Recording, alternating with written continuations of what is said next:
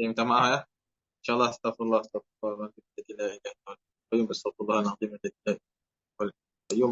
الفاتحة. أعوذ بالله من الشيطان الرجيم. بسم الله الرحمن الرحيم. الحمد لله رب العالمين الرحمن الرحيم مالك يوم الدين. إياك نعبد وإياك نستعين. اهدنا الصراط المستقيم صراط الذين أنعمت عليهم غير المغضوب عليهم ولا الضالين. آمين. اللهم صل على سيدنا محمد الفاتح لما أغلق والخاتم لما سبق ناصر الحق بالحق والهادي إلى صراطك المستقيم وعلى آله حق قدره ومقداره العظيم. سبحان ربك رب العزة عما يصفون وسلام على المرسلين والحمد لله رب العالمين. بسم الله الرحمن الرحيم. Assalamualaikum warahmatullahi wabarakatuh. Alhamdulillah wassalatu wassalamu ala Rasulillah wa ala alihi wa sahbihi wa man walah. Amma ba'd. Alhamdulillah, kita bersyukur pada Allah Subhanahu wa taala yang mana pada malam ni kita dihimpunkan dan diberikan keizinan walaupun pada tadi ada sedikit gangguan teknikal line dan sebagainya. Alhamdulillah ala kulli hal Allah berikan keizinan untuk kita sama-sama bersiaran, sama-sama berbincang dan sama-sama berkongsi untuk sama-sama kita mendapatkan manfaat dan rahmat daripada Allah Subhanahu wa taala. Jadi sahabat-sahabat yang dimuliakan Allah, malam ni kita masuk kepada pasal yang kelima daripada bab yang kelima. Pasal yang kelima daripada bab yang kelima iaitu pada menyatakan syukur, pada menyatakan syukur ataupun pada menyatakan sifat syukur. Minggu lepas kita ada bincang berkenaan pada menyatakan sifat sabar. Jadi alhamdulillah pada minggu ni kita akan lihat bagaimana keadaan diri kita sebagai seorang mukmin ingin menyatakan dan menzahirkan bagaimana dan apakah sifat syukur yang perlu kita zahirkan kepada Allah Subhanahu wa taala. Kita tengok kepada kitab muka surat 229 ataupun ada yang guna nuskah yang lain, tidak mengapa. Yang penting ialah menggunakan merujuk kepada fasal yang kelima pada bab yang kelima iaitu pada menyatakan segala taat yang batin pada iaitu menyatakan sifat syukur. Bismillahirrahmanirrahim. Adapun syukur itu iaitu martabat yang tinggi, iaitu terlebih daripada sabar dan daripada segala sifat yang kepujian yang telah tersebut dahulu itu. Jadi Syekh Abdul Samad Al-Palembang memulakan takrifan berkenaan sifat syukur ialah dia mengatakan bahawasanya syukur itu ialah martabat yang lebih tinggi daripada sifat sabar. Sifat syukur ialah sifat yang lebih tinggi daripada sifat sabar. Yang mana syukur ini yang kita akan bahaskan, syukur ialah satu sifat yang dikasihi dan dituntut oleh Allah Subhanahu wa taala. Syukur ialah sifat yang perlu seorang hamba tunjukkan kepada Allah Subhanahu wa taala. Allah kata dalam Al-Quran, firman Allah Ta'ala, a'udzubillahi minasyaitonir rajim, la in syakartum la azidannakum wa la in kafartum inna 'adzabi lasyadid. Allah berfirman, jikalau kamu bersyukur akan nikmat-nikmatku, nescaya aku tambah akan kamu. Dan jika kamu kufur, yakni jika tiada kamu syukur, nescaya aku hilangkan daripada kamu akan nikmat-nikmatku kerana bahwasanya seksaku itu sangatlah sakit. Tuan-tuan, perempuan, ibu-ibu, kakak-kakak yang dirahmati Allah sekalian, syukur yang mana Allah kata, kalau kamu syukur, aku tambah nikmat. Tapi kalau kamu kufur, dengan mana apa makna kufur? Iaitu kamu mengingkari nikmat yang Allah bagi. Kufur di sini ialah kufur nikmat. Kenapa? Karena apa maksud kufur nikmat? Dia tidak bersyukur dan tak berterima kasih kepada Allah yang memberikan nikmat kepadanya. La in syakartum, Allah kata, kalau kamu syukur, la azidannakum. Bila mana kamu syukur, aku akan tambah kepada kamu. Wala in kafartum, inna adzabi lasyadid. Bila mana kamu kufur, kufur yang pertama kufrun millah, iaitu kufur daripada agama. Yang kedua ialah kufur ni'mah, itu kamu tidak bersyukur kepada Allah di atas nikmat yang Allah berikan. Allah kata apa? Kalau kamu kufur, sesungguhnya azab Allah itu amatlah pedih. Kenapa? Orang yang tidak mengucapkan terima kasih ataupun orang yang tidak menghargai seseorang, kita akan kata apa? Orang tersebut orang yang tidak menghargai orang ataupun orang yang ego ataupun orang yang sombong. Kenapa? Sombong kerana dia tidak melihat jasa orang lain pada dirinya. dia tidak melihat kebaikan orang lain pada dirinya, bahkan dia tidak langsung berterima kasih pada orang. Itu sesama manusia. Adapun sesama dengan makhluk dengan Allah Subhanahu wa taala bahkan lebih. Sebab tu Allah kata la in syakartum, kalau kamu syukur aku tambah. Tapi kalau kamu kufur, azab aku amatlah pedih. Kufur di sini yang kita sebutkan kufur billah dan juga kufur nikmah.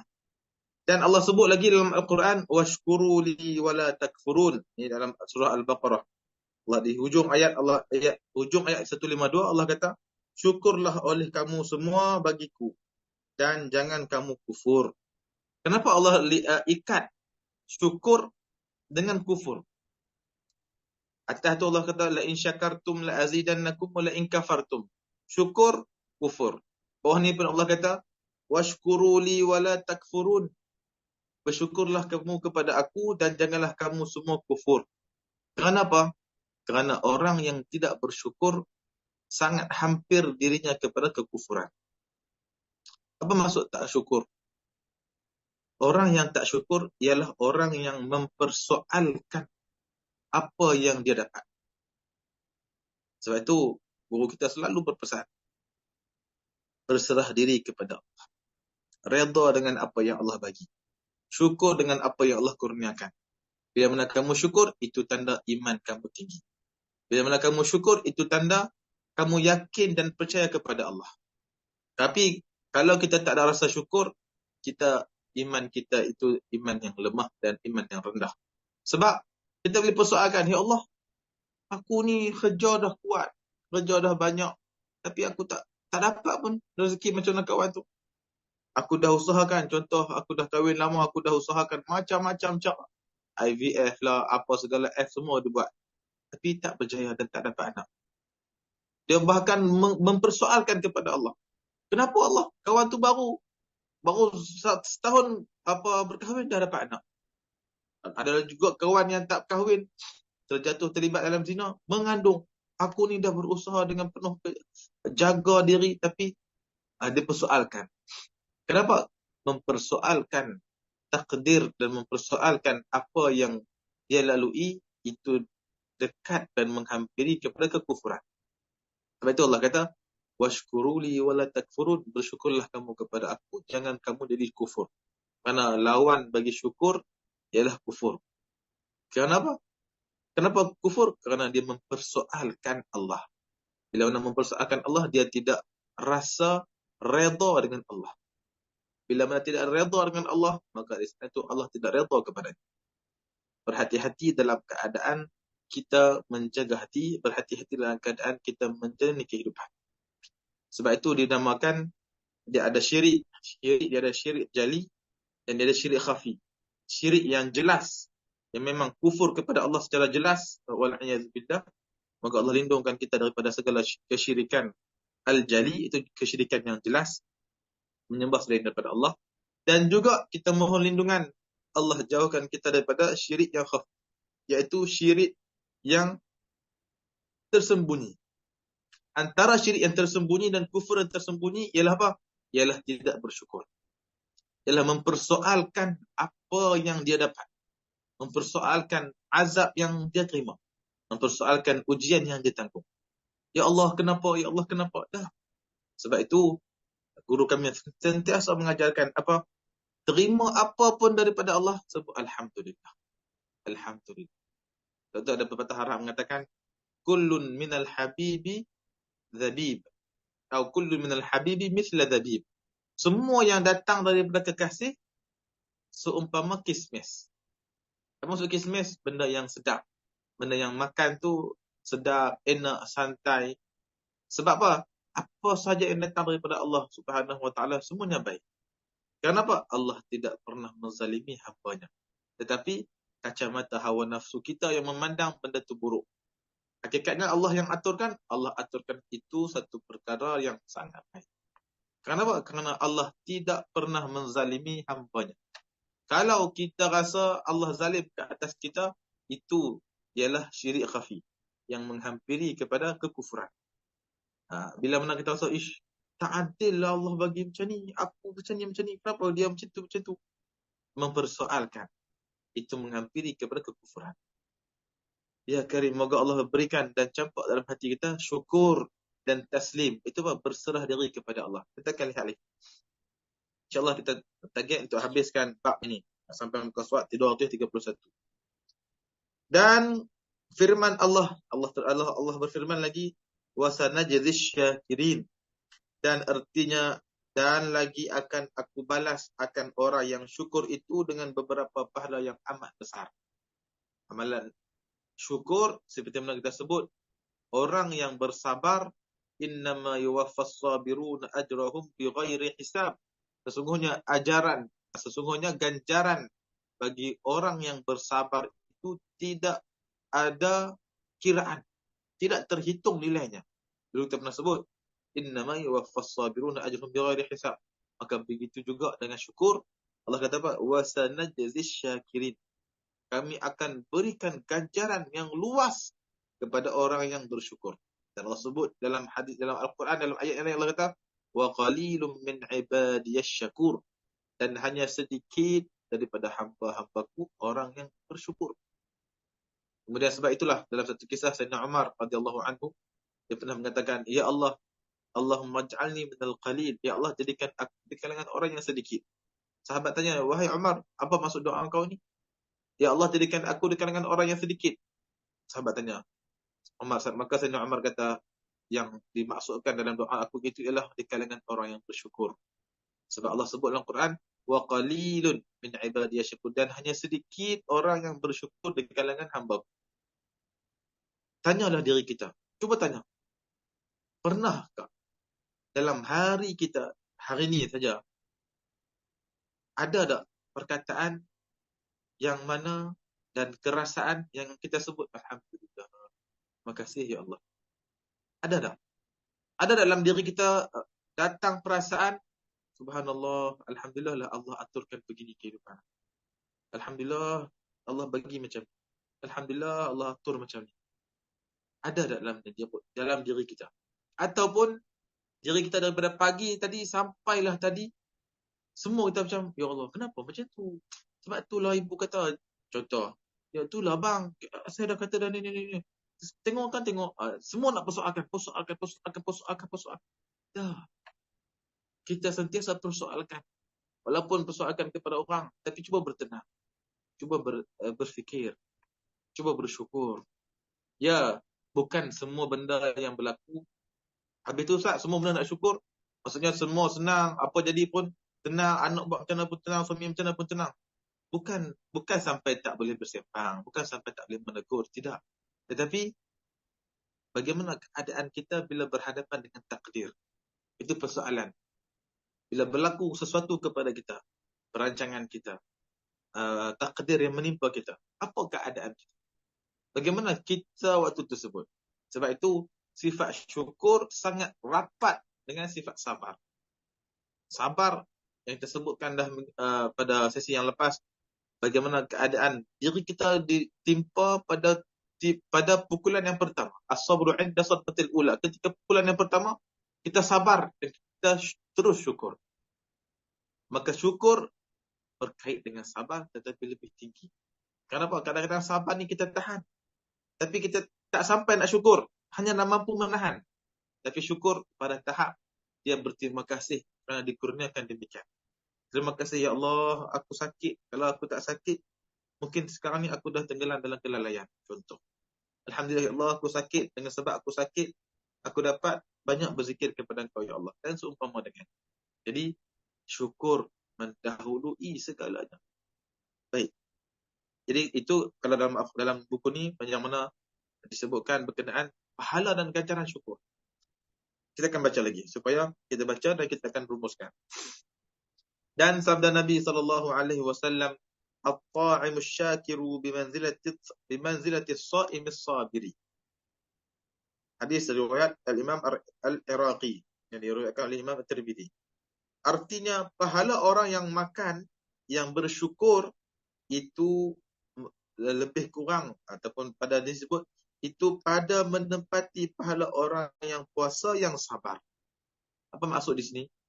Orang yang makan walaupun dia tidak berpuasa, Dia makan, tapi bila dia makan dengan penuh kesyukuran kepada Allah. Allah kata, Nabi sebut apa? Ganjaran pahalanya sama dengan orang yang berpuasa dalam keadaan sabar. Maksudnya apa? Bahasa lainnya mudah. Orang yang kaya, yang ada makanan dan dia tak puasa, dia makan. Dia makan tapi dalam keadaan dia syukur. Dia ada makanan, dia makan, dia dalam keadaan dia syukur. Maka pahalanya juga sama seperti mana orang yang susah. Contoh, orang yang susah, tak ada makanan dan dia berpuasa, sabar dengan puasa kerana tidak ada makanan. Maka Nabi sebut bimanzilati, dengan satu tahap. Apa maksud satu tahap? Ialah apa? Yang tadi memandang kepada Allah. Alhamdulillah, rezeki daripada Allah. Allah yang berikan kepada kita. Jangan kita membazir, kita makan dengan nikmat yang Allah bagi. Dia makan dan dia syukur. Allah kata apa? Dia duduk dalam kedudukan yang sama seperti mana orang yang tak ada duit. Bila tak ada duit, dia akan stop puasa. Maka bila mana dia berpuasa, dia kata apa? Tak apa, Allah bagi. Kita ni pun puasa pun Allah yang bagi. Alhamdulillah, Allah bagi masih lagi bagi hidup. Allah masih lagi bagi untuk kita bertaubat, untuk beramal, sabar, puasa. Dia berpuasa kerana Allah, dia makan kerana Allah. Maka dua ini sama kedudukan kerana buat sesuatu kerana Allah. Itu kedudukan. Tapi kalau yang sebaliknya apa? Yang makan tadi syukur, rasa tawaduk, rendah diri di hadapan Allah dalam keadaan dia senang, maka dia kata, Masya Allah, Allah beri banyak rezeki kat aku. Dia makan dalam keadaan syukur dan penuh pengharapan kepada Allah. Maka itu lebih tinggi kedudukan berbanding kalau orang yang tidak ada makanan dan dia tak sabar. Ya Allah, aku sekian. Tu, kawan aku tu, kaya, tapi tak solat. Dia sebut pula, ini, dia persoalkan. Dalam keadaan dia susah. Allah ujinya dengan kesusahan, kelaparan, tak nak makanan. Dan dia tak ada sabar. Maka apa? Maka orang kaya tadi lebih baik. Begitu juga sebaliknya. Kalau yang kaya tadi ataupun yang sederhana, yang ada duit, boleh makan, dia tak syukur. Makan sikit, tak sedap. Apa makanan macam sampah. Contoh, dia menghina dan mencela makanan. Itu haram di sisi ulama, di sisi Islam. Haram mencela makanan. Macam najis, macam sampah, tak sedap, busuk. Dia rasa sikit ya. Contoh orang kaya ataupun orang yang berada. Berbanding orang yang susah tadi, dia sabar, puasa, ada makanan dia makan, kalau tak ada makanan dia sabar, puasa. Maka orang yang puasa tadi lebih tinggi kedudukan berbanding orang kaya tadi. Poin dia apa? Poin dia ialah bila mana kita berhadapan dengan takdir, kita berhadapan dengan Allah Subhanahu. Kita bermuamalah, kita berurusan dengan perjalanan kehidupan dengan hati yang ada Allah. Ada rezeki, Alhamdulillah, kau bagi ke aku, ya Allah, walaupun banyak dosa aku, kau bagi, masih lagi bagi rezeki. Allah uji. Contoh, Allah uji. Allah, Alhamdulillah, walaupun tak ada lah mewah, tapi ada buah kurma. Alhamdulillah, adalah roti pak segi. Adalah roti gardenia. Tak ada roti, ada ayak boleh minum. Berbanding orang Palestin sana, selagi teruk, dia rasa syukur. Kedua-dua kedudukan yang syukur, maka Allah angkat darjat. Maka sebab itu, sahabat-sahabat, ibu-ibu, tanam sifat syukur dalam diri kita dan dari anak-anak. Ajak anak-anak kita, apa pun yang ada, syukur. Walaupun kita senang dan walaupun kita ni ada duit, boleh bagi apa yang anak-anak nak. Ajar anak kita. Sebab itu, para awliya as-salihin, mereka sangat mendidik anak-anak. Anak-anak dia tak bagi. Berpada dengan apa yang ada. Bila anak tu dah sabar, dah menggunakan apa yang ada, tidak merungut dan sebagainya, dia tambah. Dia bagi. Untuk apa? Untuk didikan. Kita kena didik diri kita dan didik anak-anak dan keluarga kita. Dengan apa? Dengan sifat syukur. Di antara tanda syukur ialah kita tidak membazir makanan. Ini tolong bagi perhatian.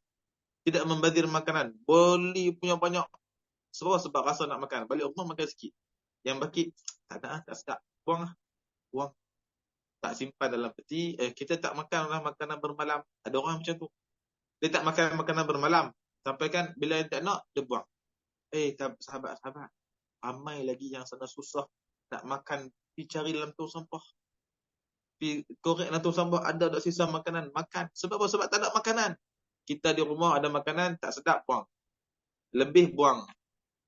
Tak naklah ibu, tak sedap lah hari ni, tak nak makan. Tak boleh ajar anak makan apa yang ada, terima apa yang ada, syukur dengan apa yang Allah bagi. Sebab dengan berkat syukur, Allah akan tambah, Allah akan tambah. Dan ya, pun kita sekarang syukur, Allah tambah, esok dah bersenang lenang. Kita dah tenang, kita dah kaya, kita dah senang. Waktu tu kita hilang syukur. Na'udzubillah. Jaga hati, jangan hilang rasa syukur dalam hati, walau apapun kedudukan kita. Kalaupun kita tinggi, walaupun kita jawatan tinggi, duit banyak, jangan hilang rasa syukur dalam hati. Apa maksud syukur? Memandang kepada Allah. Allah yang bagi, Allah yang bagi, dan Allah boleh ambil balik bila-bila masa. Pandang syukur. Allah bagi ke aku untuk aku sampaikan juga kepada orang lain yang membutuhkan. Aku ni hanyalah sebagai jambatan, wasilah untuk aku sampaikan dan bantu orang lain. Fikir melihat kepada Allah. Dan maka di saat itu, kita apapun keadaan kita, kita adalah orang yang beriman dan kita adalah orang yang terbaik. Sebab kita bersama dengan Allah Subhanahu wa taala. Baik, tengok lagi. Dan sabda Nabi SAW, yunada yaumal qiyamati liyaqumil hammadun fayaqumu zumratun fayunsabu lahum liwa'un fayadkhulunal jannata. Qila wa manil hammadun? Qala alladhina yashkuruna Allah ala kulli halin. Maka dalam hadis ni Nabi bersabda, artinya diseru pada hari kiamat supaya berdiri bangkit segala hammadun. Apa maksud hammadun? Yakni segala orang yang memuji akan Allah Ta'ala. Maka berdiri mereka itu dalam satu perhimpunan. Maka diberikan bagi mereka itu satu panci-panci. Maka lalu masuk mereka itu akan syurga. Maka sembah orang bagi Rasulullah sallallahu alaihi wasallam. Sembah maksudnya bertanya. Orang bertanya kepada Rasulullah sallallahu alaihi wasallam. Dan siapa hammadun itu ya Rasulullah? Sahabat bertanya. Maka sabdanya Nabi sallallahu alaihi wasallam, itulah mereka yang syukur akan Allah Taala atas sekalian kelakuan. Maksudnya apa? Di hari kiamat, orang yang bersyukur Allah akan angkat darjat. Allah kata, bangunlah semua orang yang memuji. Hammadun, orang yang banyak memuji Allah.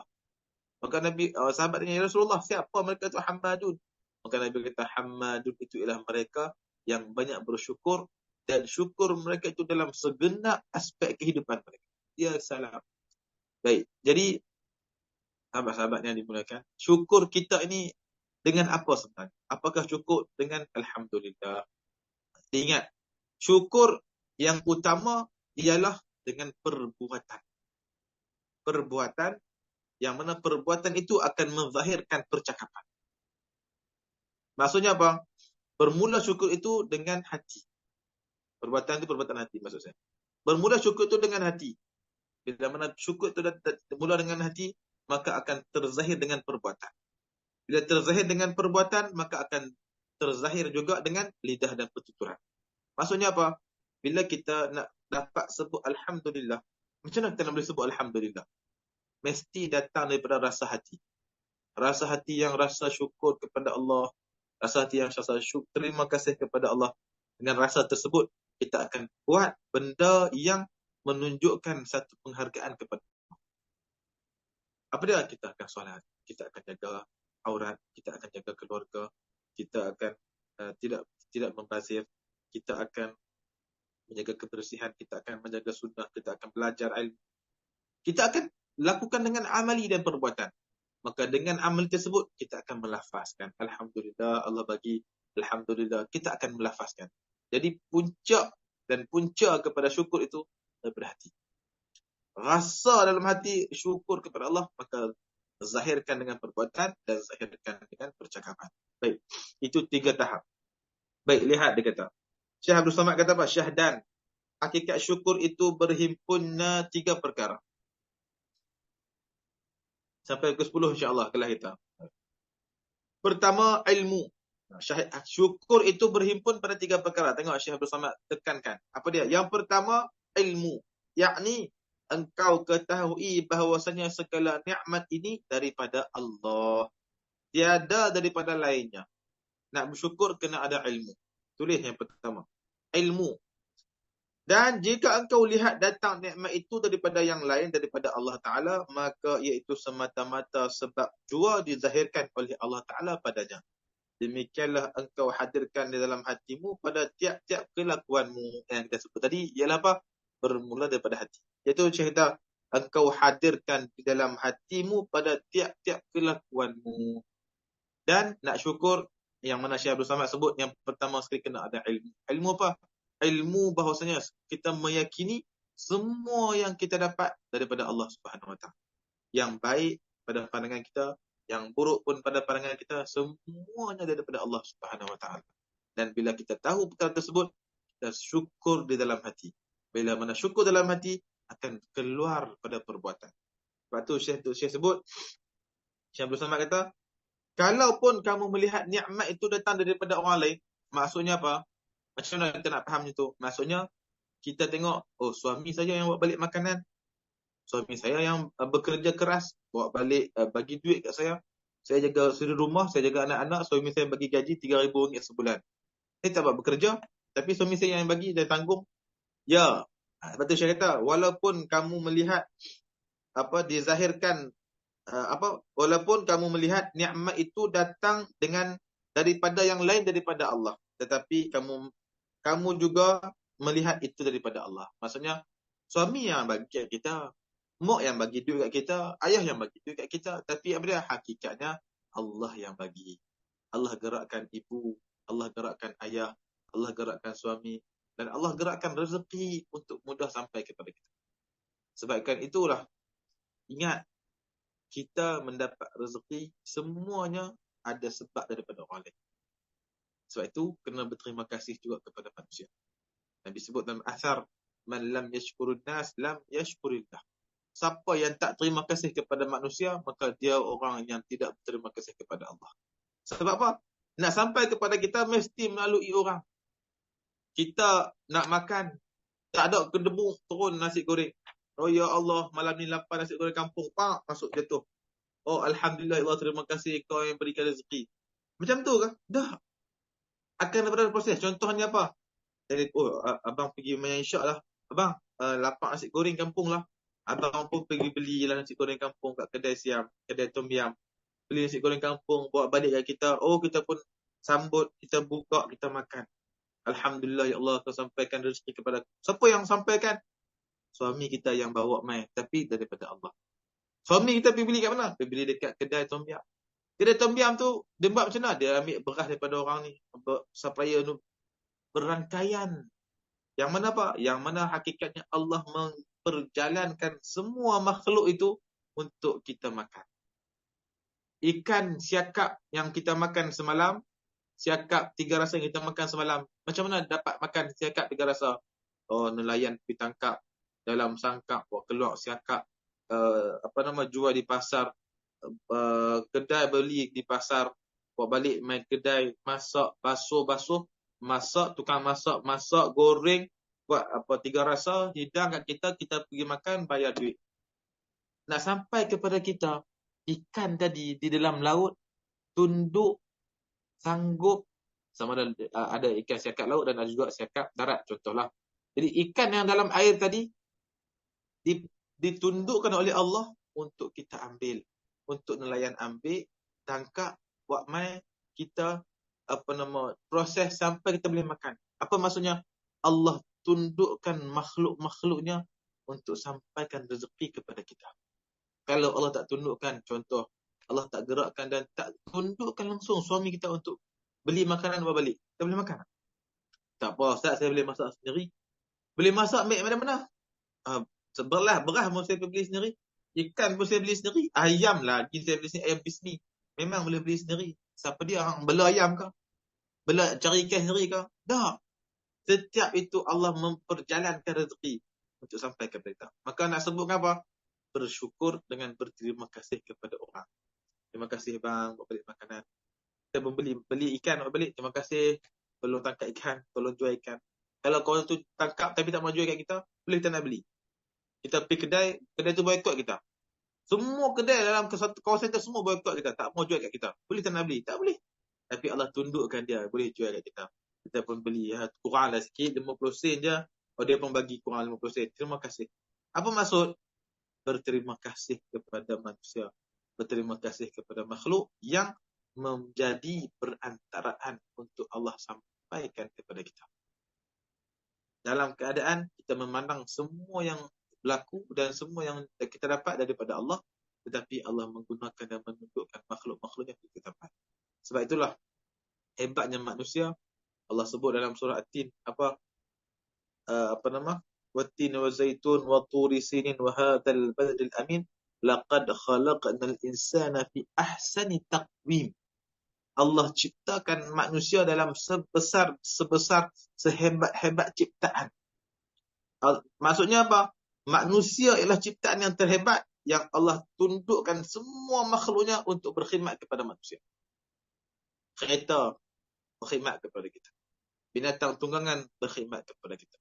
Ikan di lautan sanggup masuk ke dalam jaring nelayan untuk sampai kepada mulut kita. Ayam yang dibelah sanggup tak lari, tak bunuh diri. Biar kita sembelihnya untuk sampai kita boleh makan. Lembu yang kita tangkap untuk buat korban sanggup biar lehernya disembelih.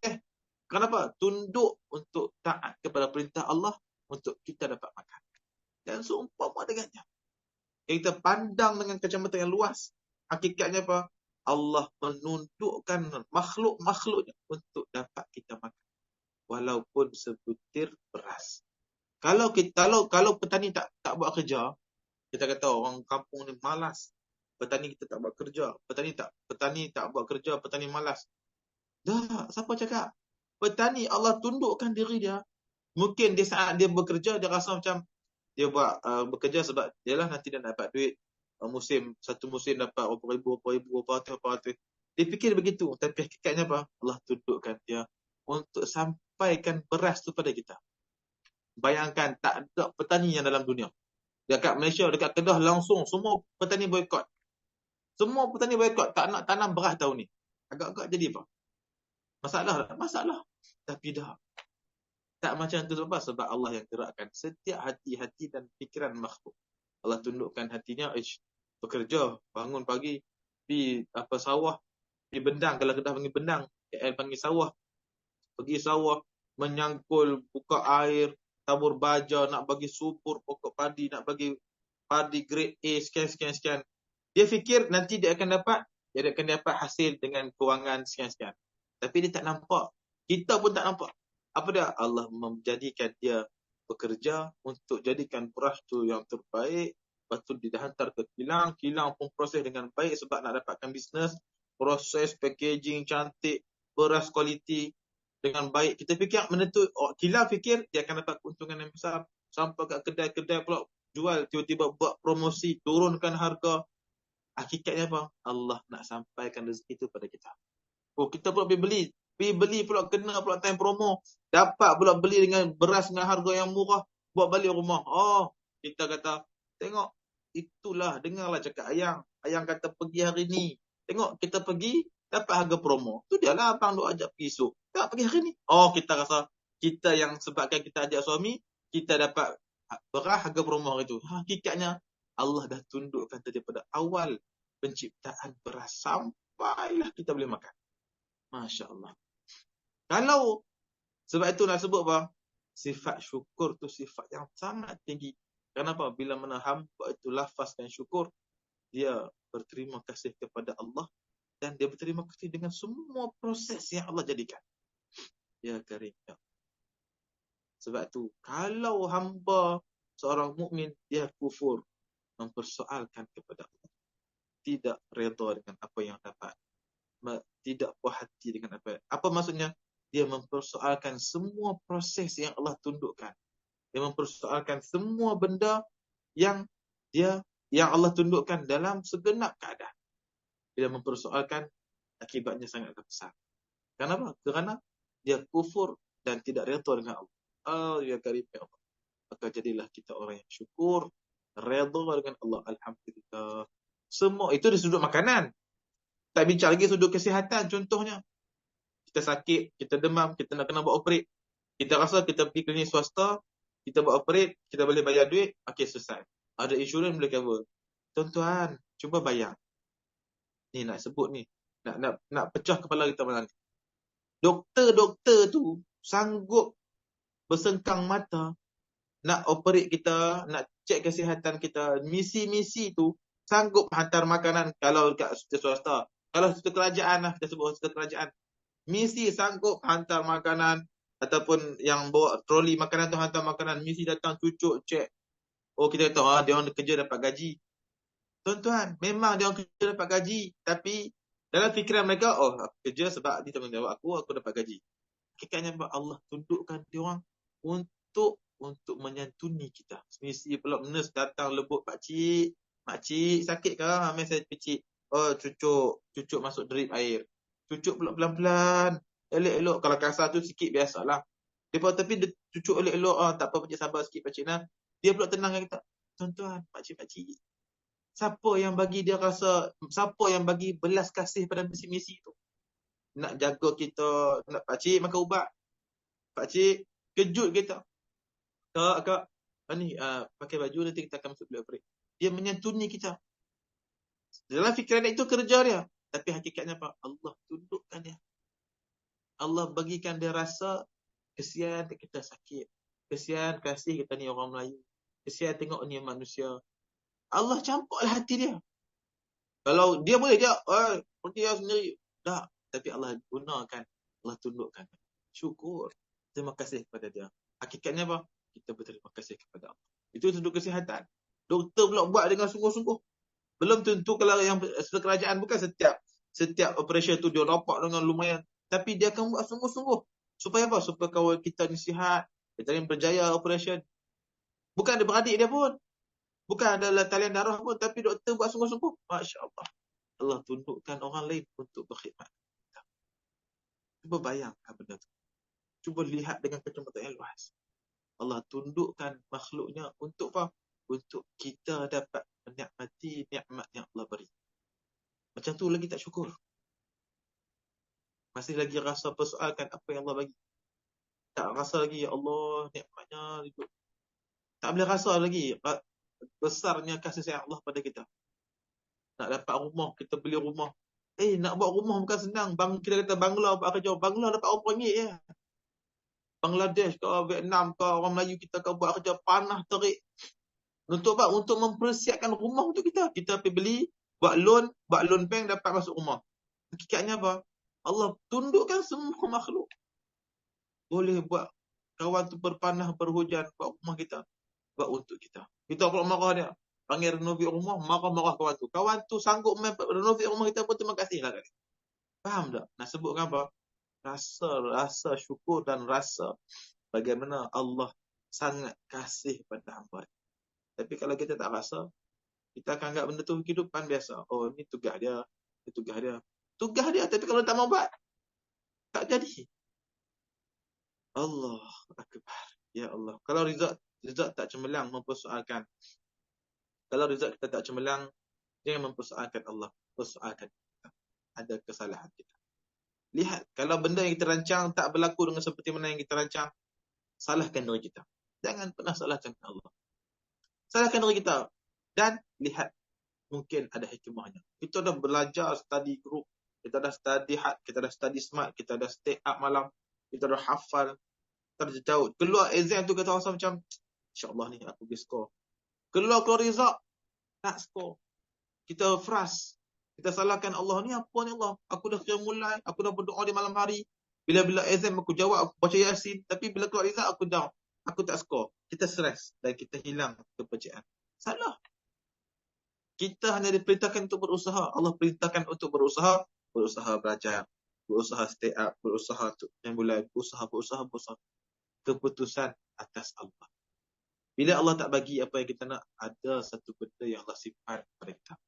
Barangkali ada kejayaan lain yang Allah akan berikan kepada kita. Yakin benda itu. Keyakinan kita kepada Allah akan membuatkan hati kita tenang setenang-tenang. Bila berlaku apa, tak apa. Allah sedang mempersiapkan satu kejayaan yang lain. Sekejap, okay? Baik, kita tengok tak habis. Kita tengok dekat pukul 10 dah. Tak habis malam ni yang bab ni. Kedua, hal. Tadi yang pertama ilmu. Yang kedua, hal. yakni engkau terima dan engkau junjung nikmat itu daripada Allah Ta'ala, dan engkau suka akan yang memberi nikmat itu, iaitu Allah Ta'ala, serta engkau ta'zimkan, yakni engkau besarkan akan dia, serta engkau rendahkan akan diri. Yang pertama, hakikat syukur itu ialah yang pertama ilmu, yang kedua hal. Apa maksud hal? Hal itu ialah engkau menerima dan engkau menta'zimkan, engkau menjunjungkan segala nikmat yang daripada Allah, sama ada suka ataupun tidak suka, tetapi kita melihat hal kita kepada Allah Subhanahu Wa Taala. Baik, yang ketiga, laju sikit. Yang ketiga, amal. Yakni engkau perlakukan segala nikmat Allah itu pada segala yang disukai Allah Ta'ala, dan engkau jauhkan daripada segala yang dibenci oleh Allah Ta'ala. Kerana segala anggotamu itu nikmat daripada Allah Ta'ala, dan segala ibadah itu disukai oleh Allah Ta'ala, dan maksiat itu dibenci oleh Allah Ta'ala. Maksudnya yang ketiga ialah kita cara menzahirkan syukur ialah dengan beramal. Amalan. Kita menzahirkan amalan yang dituntut atas kita, maka itu adalah tanda kita bersyukur kepada Allah. Itu adalah tanda hakikat kesyukuran kita kepada Allah. Melakukan segala yang Allah berikan, yang Allah tuntut, yang Allah perintahkan. Maka hendaklah engkau perlakukan matamu pada melihat akan Al-Quran, kitab ilmu, melihat langit dan bumi dan sekalian makhluk Allah, supaya sampai kepada hatimu mengetahui akan Tuhanmu yang menjadikan akan dikau, dan akan sekalian yang demikian itu. Jadi Syekh mulakan dengan apa? Bersyukur dengan anggota tubuh badan. Syekh kata, maka hendaklah engkau mulakan dengan bersyukur dengan matamu. Bagaimana cara untuk kamu syukur? Dengan dikurniakan mata. Mata kita elok, boleh nampak, walaupun kadang-kadang rabun, mungkin ada yang rabun, ada yang pakai spek, power tinggi ke power rendah ke, nampak tak nampak. Tapi apa Syekh kata, bersyukur kepada Allah dengan nikmat mata, dengan banyak membaca Al-Quran, banyak melihat kepada Al-Quran dan melihat kepada ilmu, dan juga melihat ciptaan Allah. Bila mana melihat, Masya Allah, ciptaan Allah indahnya dan sebagainya. Itu mata. Dan hendaklah engkau perlakukan telingamu itu juga pada mendengar zikir dan mendengar Al-Quran, dan mendengar ilmu yang memberi manfaat kepada akhirat. Dan jangan engkau dengarkan segala yang haram, dan segala yang makruh, dan segala yang sia-sia. Itu tanda cara kita bersyukur. Tanda kita bersyukur. Apa? Menggunakan telinga dengan mendengar Al-Quran, mendengarkan ilmu, mendengarkan perkara-perkara yang baik, dan menjauhi daripada perkara-perkara yang lalai, dan perkara-perkara yang tidak membawa kita kepada taat kepada Allah Subhanahu wa Ta'ala. Dan hendaklah engkau perlakukan lidahmu. Tadi mata, telinga, lidah. Banyakkan akan zikrullah dan membaca Al-Quran dan mengucap syukur. Dan Alhamdulillah bagi Allah Ta'ala kerana menzahirkan akan syukur pada nikmat yang datang kepadamu. Mula gunakan lidah untuk lafazkan rasa syukur, memuji Allah, banyakkan berzikir, banyakkan memuji Allah, banyakkan memohon keampunan, subhanallah dan seumpama dengannya.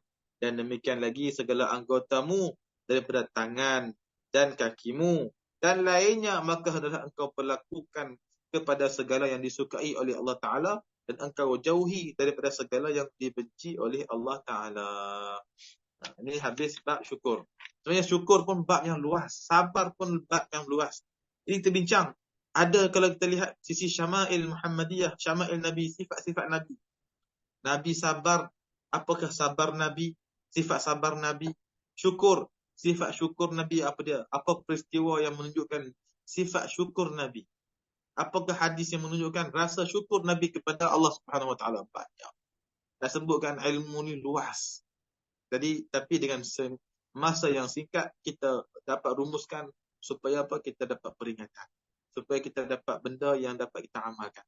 Supaya dapat benda yang kita dapat tanam dalam fikiran, pegang dalam hati, bagaimana keadaan kita kepada Allah.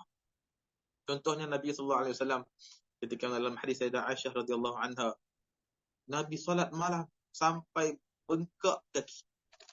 Bengkak kaki Nabi bukan bengkak biasa, bengkak. Kenapa? Terlalu lama berdiri. Apa tak lamanya berdiri? Nabi satu rakaat baca 3 surah. Al-Baqarah, Al-Imran, An-Nisa. Satu rakaat. Kita satu surah apa? Qul huwallahu ahad. Itu pun dah banyak dah semayang. Alhamdulillah semalam tahajud banyak tahajud. Baca apa? Al-Fatihah aja tak baca surah. Jadi ya kita kena ringkaskan supaya khusyuk. Kita faham tu. Nabi solat malam 1 rakaat saja 3 surah, 3 surah yang panjang. Sampaikan Nabi bengkak kaki baginda sallallahu alaihi wasallam. Sayyidah Aisyah tanya, "Ya Rasulullah, kenapa kau bersusah payah begini? Engkau tu memang dah jamin syurga ya Rasulullah. Kenapa kau masih lagi susah bangun malam solat panjang-panjang?" Nabi kata apa? Apa Nabi kata? Afala akuna abdan syakura. Tak bolehkah aku ni nak jadi hamba yang bersyukur? Soalan Nabi. Tak bolehkah aku ni jadi hamba yang bersyukur? Ini syukur Nabi SAW. Banyak lagi kisah-kisah bagaimana keadaan Nabi bersyukur kepada Allah Subhanahu Wa Taala. Bagaimana Nabi berterima kasih kepada isteri-isteri Nabi. Subhanallah. Jadi nak sebut, bila mana kita bicara tentang satu-satu sifat, semua itu tidak akan lari daripada sifat Nabi sallallahu alaihi wasallam.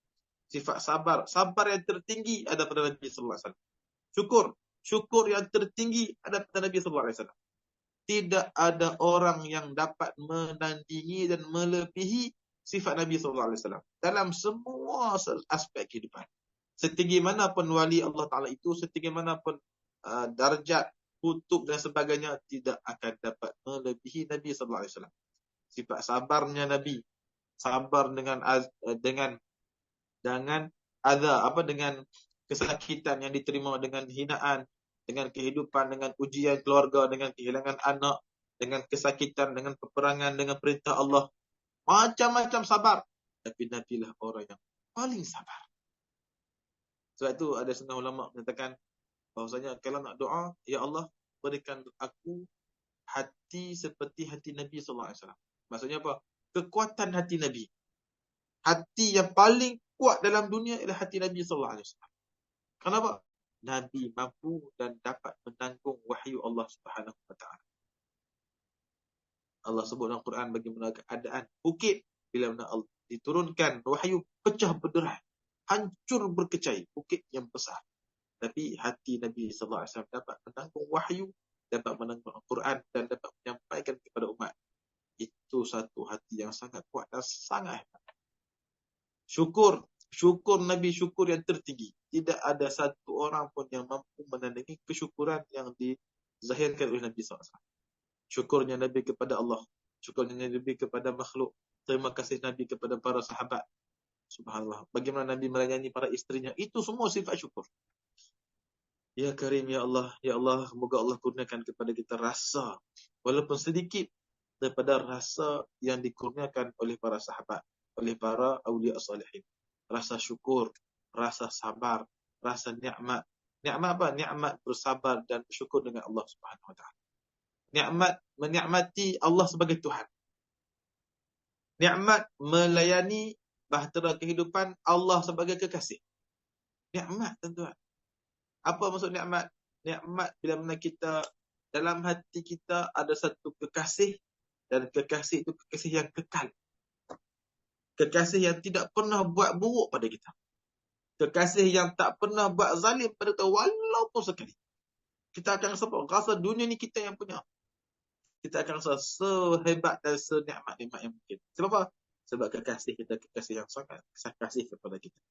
Yang sangat kasih, sangat cinta, tak pernah zalim, tak pernah sakiti.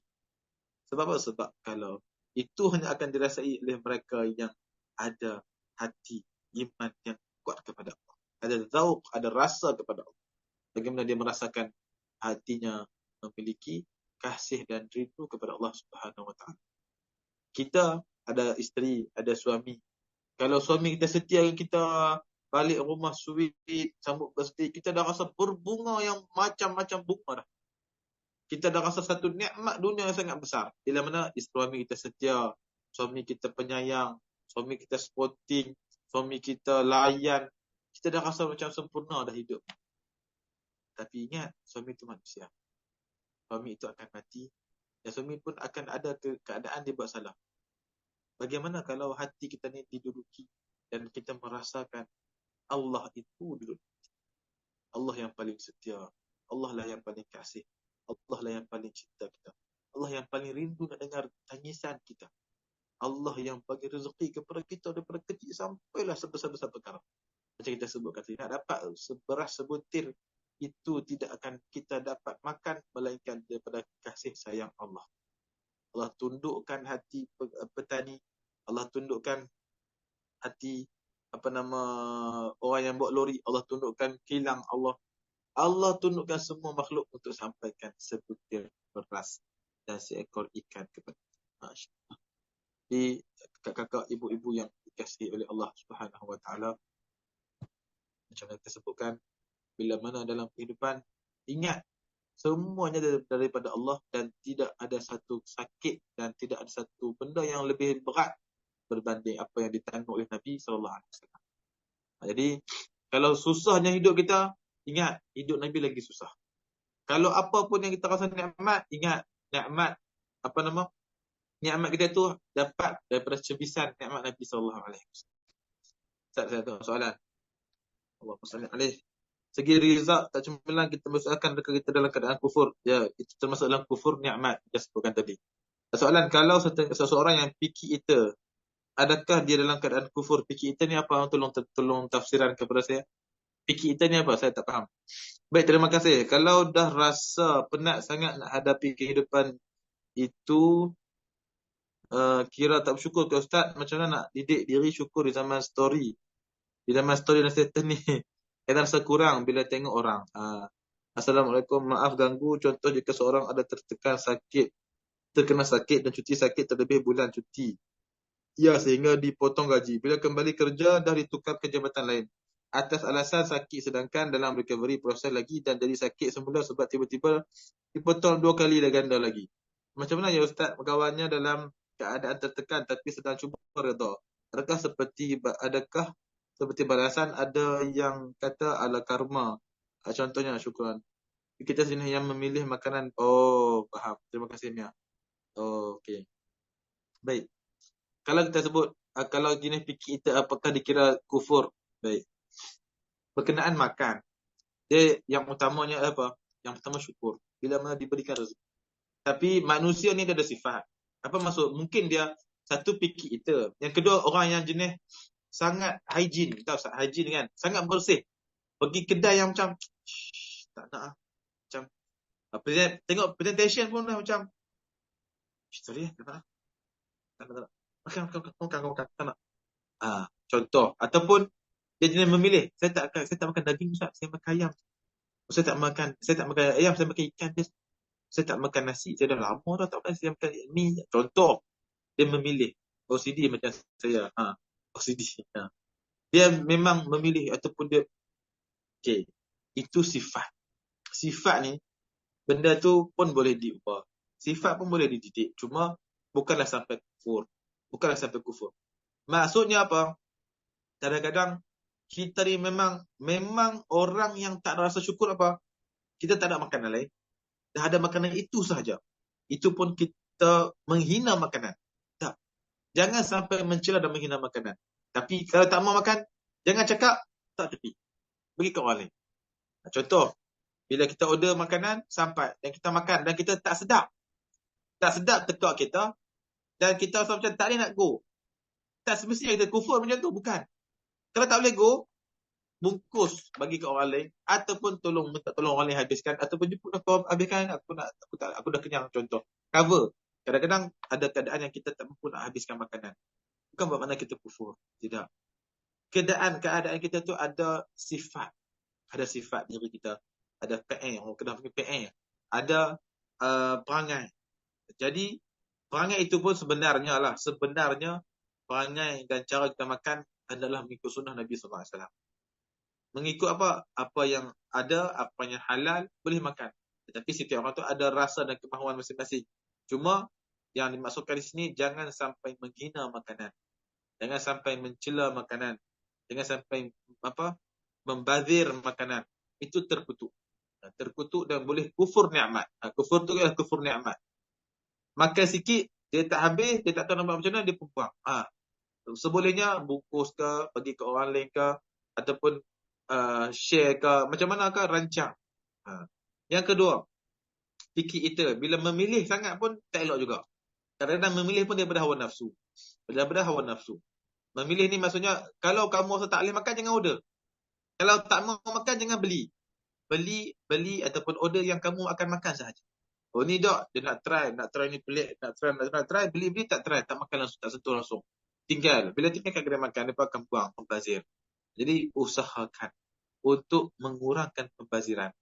Sebab itulah saya selalu sebut, kita ni, hakikat hidup kita ni penuh dengan dosa. Penuh dengan dosa. Kita tengok makanan, itu dah ada, tak suka, itu pun ada dosa dalam kita. Hidup ni penuh dengan dosa. Sebab tu saya sebut selalu. Dalam kuliah kita kata apa? Sayyidi Ahmad Al-Hadi selalu sebut. Sebenarnya kita ni, hakikat hidup ni layak diterang oleh bumi. Layak dimurkai oleh Allah. Kenapa? Kerana kekurangan diri kita.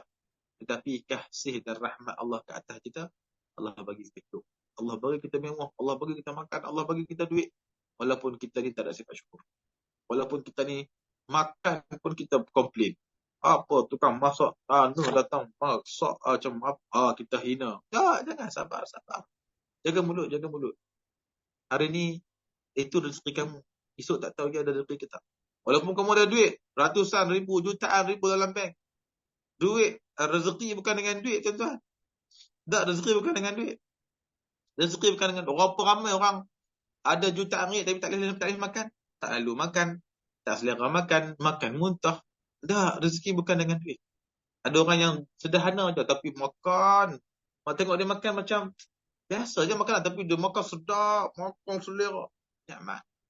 Itu dari segi makanan. Jadi nak sebut apa? Dari segi makanan, picky eater ke, OCD ke, macam mana ke, berhati-hati menjaga hati. Berhati-hati ketika kita berada di hadapan makanan. Kalau kita tak habis, bagi ke orang ke, tanya orang ke. Jangan kita memandang, aku dah makan. Aku bagi ke orang, mesti dia takut dia macam, hina pula aku bagi makan. Bukan makan, dah tak semestinya. Kerana orang mukmin itu bersaudara. Melainkan kalau kita nak bagi pun dia tak mau, kita memang tak lepas nak makan. Sama ada bungkus bagi orang balik kat ayam ke, ataupun memang tak mampu juga. Maka minta ampun pada Allah. Kita tak mampu nak balik makanan tu macam mana. Ya Allah, aku minta ampun kepada Engkau, Ya Allah. Aku tak tahu makanan aku ni tak habis. Aku tak ada siapa aku nak bagi. Siapa aku dah makan tapi tak habis. Aku nak buat macam mana? Aku mohon ampun pada Engkau, Ya Allah. Mohon keampunan kepada Allah. Pergi kedai makan. Sebab tu kita ni kena ada istighfar dan mohon keampunan kepada setiap masa dan setiap hari. Sebab setiap hari kita buat salah. Setiap hari kita buat dosa. Makan tak habis pun satu dosa. Tetapi minta ampun kepada Allah. Bagaimana cara tegur orang makan berbunyi? Tegur terus kat dia. Makan tutup mulut. Kalau dulu mak ayah saya sangat tegur. Makan dekat meja makan. Satu kedai dengar kita mulut kita. Orang kata macam cicak berbunyi. Dah. Makan beradab. Tutup mulut. Dan jaga. Dan tak semestinya makan berbunyi itu satu benda yang tercela. Tak semestinya. Mengikut keadaan. Kalau satu meja tu memang biasa, semua makan bunyi, itu tidak menjadi satu kecelaan. Ataupun bila, maksudnya apa? Tak semestinya berbunyi ketika makan itu satu benda yang dicela. Mengikut keadaan. Kalau dia makan seorang-seorang, memang jenis makan tu memang selera, sungguh-sungguh makan, kadang akan mengeluarkan bunyi. Cuma kita sendiri jangan pandang hina. Yang pertama. Yang kedua, kalau mampu tegur. Makan jangan bunyi, tutup mulut. Ataupun jaga jangan beri bunyi kuat sangat. Saya tak boleh kalau saya tutup mulut. Saya tak boleh kunyah. Tak boleh, saya tak reti. Contoh. Saya tak boleh kunyah. Sekali saya keluar balik nak muntah. Contoh. Buka ataupun tapi cover, janganlah beri bunyi sampai mengganggu orang yang makan. Contoh. Terutamanya ketika mana kita berada di khalayak.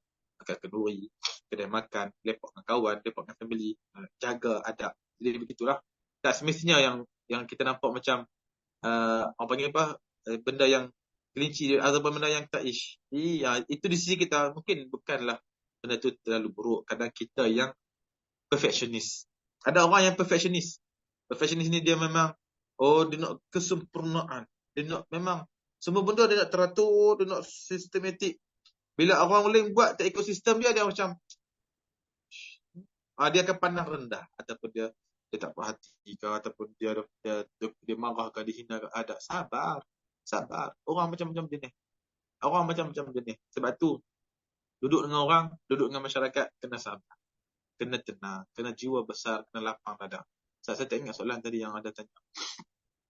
Allahumma salli ala Muhammad. Fikir tadi OCD. Yang tadi bekerja, itu kehidupan.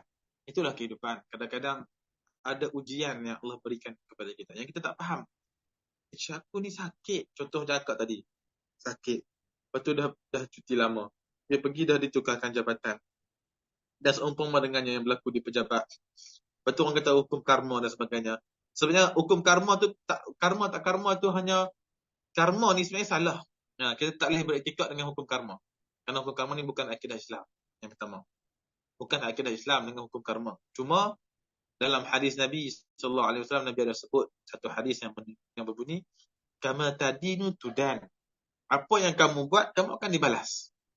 Apa yang kamu buat, kamu akan dibalas. Itu ancaman Nabi SAW kepada orang supaya berhati-hati, tidak berbuat kezaliman ke atas orang lain.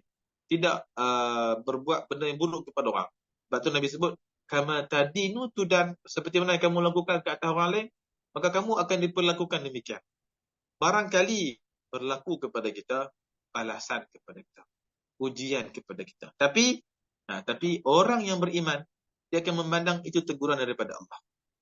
Teguran daripada Allah untuk dia bertaubat, untuk dia kembali buat baik, untuk dia ingat kepada Allah.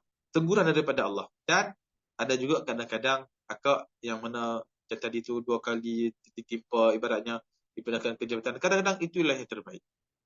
Itulah yang terbaik. Jadi dalam kehidupan, kalau boleh, kena ada guru yang boleh kita rujuk. Masalah hidup memang banyak berlaku. Hari ini, esok berlaku mendalim. Minggu depan berlaku boleh mendalim pula pada kita. Kita nak tanya siapa? Kita nak rujuk siapa? Maka kalau hidup seorang-seorang, kita rasa macam, tak ya, macam ni lah kot, macam tu lah kot, kita akan buat ikut hawa nafsu kita. Sebolehnya ada rujukan. Ada guru yang kita tanya. Ada ustaz, ada pemasyaikh yang kita pegang, kita tanya, kita minta panduan. Bila ada benda yang muskil dan derita, kita tanya dia.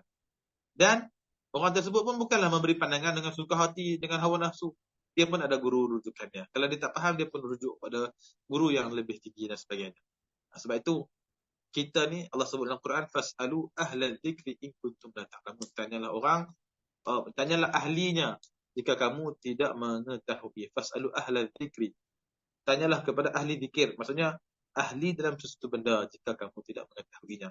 Sama ada hukum agama, sama ada kehidupan dan seumpama dengannya. Jadi bila yang saya boleh sarankan, carilah guru, peganglah guru yang boleh membawa kita kepada Allah, yang boleh membawa kita kepada Rasulullah SAW, kerana kita tidak akan mampu untuk berjalan bersendirian dengan hawa nafsu kita yang tebal, dengan syaitan yang menggoda, dengan dunia yang penuh fata morgana. Wallahu a'lamu bissawab. Ada soalan yang tak jawab tadi. Penat sangat nak hadapi kehidupan dunia itu, apakah kita tak bersyukur? Ya, dunia itu memang memenatkan. Dunia memang memenatkan. Para awliya sangat-sangat nak keluar dari kehidupan dunia. Kerana dunia memang memenatkan. Sebab itu Nabi SAW memilih untuk apa? Untuk meninggal dunia, untuk bertemu dengan Allah. Bila diberi pilihan kepada Nabi SAW, Jibril datang. Ya Rasulullah, engkau pilih untuk kekal dengan para sahabat ataupun engkau memilih Allah Subhanahu Wa Taala? Nabi jawab, bal rafiqul a'la. Bal rafiqul a'la. Bal rafiqul a'la. 3 kali. Bahkan aku ingin bertemu Allah. Bahkan aku ingin bertemu dengan Allah. Memang kehidupan ni penat. Tetapi penat kita bila mana kita ada Allah. Penat kita bila mana kita ada agama. Penat kita bila kita ada panduan. Kita akan terarah. Kita akan terbimbing. Dan kita tidak akan jatuh kepada lembah kekufuran. Sama kekufuran nikmat maupun kekufuran agama. Jadi berhati-hati. Memang penat dunia, tetapi jagalah diri sentiasa berada di dalam rahmat dan bantuan Allah Subhanahu Wa Taala. Kerana kepenatan kita di dunia, kalau kita berpenat kerana Allah, berpenat dengan ibadah, berpenat buat kerja sesuatu kerana Allah, maka penat itu akan kita dapat ganjarannya di hari akhirat yang mana Allah dah janjikan. Wallahu a'lam. Semoga Allah berikan kepada kita kefahaman dalam agama. Semoga Allah berikan kita sabar, yakin seperti mana, syukur seperti mana para anbiya, para awliya as-salihin, mereka merasakan dan merasai sifat syukur, sabar dan semua sifat-sifat yang mulia daripada Allah Subhanahu Wa Taala. Dan akhir kalam, saya mohon maaf andai tadi di awal ada masalah teknikal dan juga andai bahasa dan percakapan saya terkurang. Wallahu a'lam. Aqulu qawli hadza wa astaghfirullahal azim li wa lakum. Bismillahirrahmanirrahim. Alhamdulillahirabbil alamin. الرحمن الرحيم مالك يوم الدين إياك نعبد وإياك نستعين اهدنا الصراط المستقيم صراط الذين أنعمت عليهم غير المغضوب عليهم ولا الضالين آمين. اللهم صل على سيدنا محمد الفاتح لما أغلق والخاتم لما سبق ناصر الحق بالحق والهادي إلى صراطك المستقيم وعلى آله حق قدره ومقداره العظيم. صلاة تفتح لنا بها أبواب الرضا والتيسير وتغلق بعنا أبواب الشر والتعسير وتكون لنا وليا ونصيرا. أنت ولينا ونصيرك، نعم المولى ونعم النصير. صلى الله على سيدنا محمد وعلى آله وصحبه أجمعين. سبحان ربك رب العزة عما يصفون وسلام على المرسلين والحمد لله رب العالمين. Mohon doakan saya dan doakan sekalian orang muslimin. Wallahu alam. Assalamualaikum warahmatullahi wabarakatuh. Terima kasih Ustaz. Assalamualaikum. Salam. Jazakumullah khair Ustaz. Allah.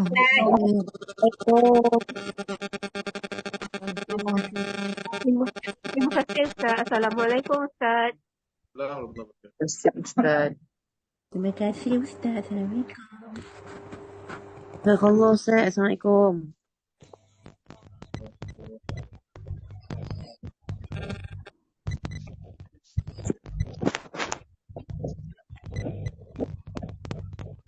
Ya, Karim. Ya, saya tutup.